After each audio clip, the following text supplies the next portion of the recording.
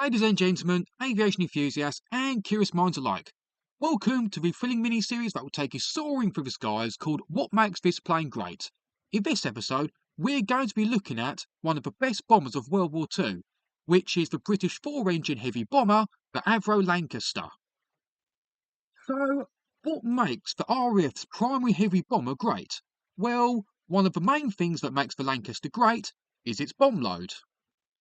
The Lancaster is essentially a flying bomber with four Merlin engines, and it has a standard bomb load of 14 to 18,000 pounds, which is more than what the B-17 Flying Fortress and B-24 Liberator would usually carry. And the Lancaster was even capable of carrying a heavier bomb load than what the B-29 Super Fortress could. However, I will admit that the Lancaster didn't have as many machine guns as what the American bombers did. With the Lancaster being able to carry a really heavy bomb load in its long bomb bay, one of the other main things that makes the Lancaster great was that it was able to carry a variety of different heavy bombs so it could perform a variety of different bombing missions. When performing normal strategic bombing missions of German cities like other Allied bombers did, the Lancaster was able to carry the larger blockbuster cookie bombs, which weighed from £4,000 up to £12,000.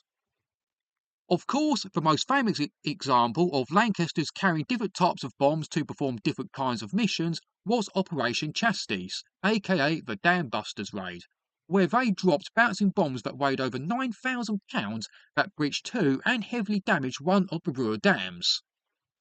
Another example of the Lancaster dropping different kinds of bombs was when they dropped the earthquake bombs on multiple special and hardened targets. You had the £12,000 Tallboy bomb and the £22,000 Grand Slam bomb, and Lancasters that carried the Grand Slam bombs were modified by having things removed and cut away to save weight, and they were also fitted with more powerful Merlin engines. So, with the Lancasters being able to carry out these different missions and carrying these different bombs, the Lancaster proved to be quite a versatile aircraft.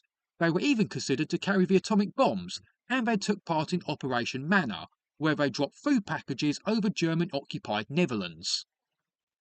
During the Second World War, the B-2 variant of the Lancaster was fitted with four Bristol Hercules radial engines, and while the Hercules-powered Lancasters didn't perform as well as the Merlin-powered ones, like with most aircraft with air-cooled radials, they could probably take that little bit more punishment.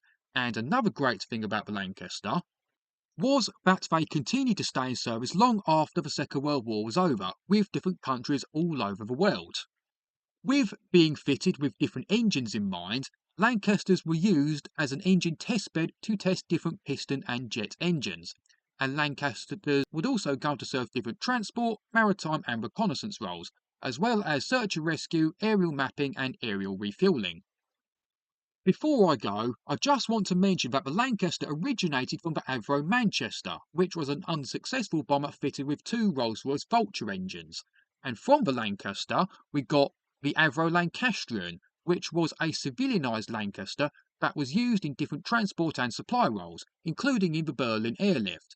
And also from the Lancaster, we've got the Avro York transport aircraft, the Avro Lincoln bomber, and the Avro Shackleton maritime patrol aircraft, which stayed in service until 1991.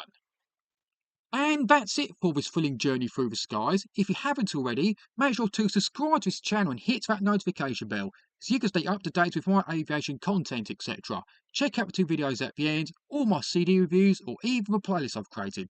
Cheers.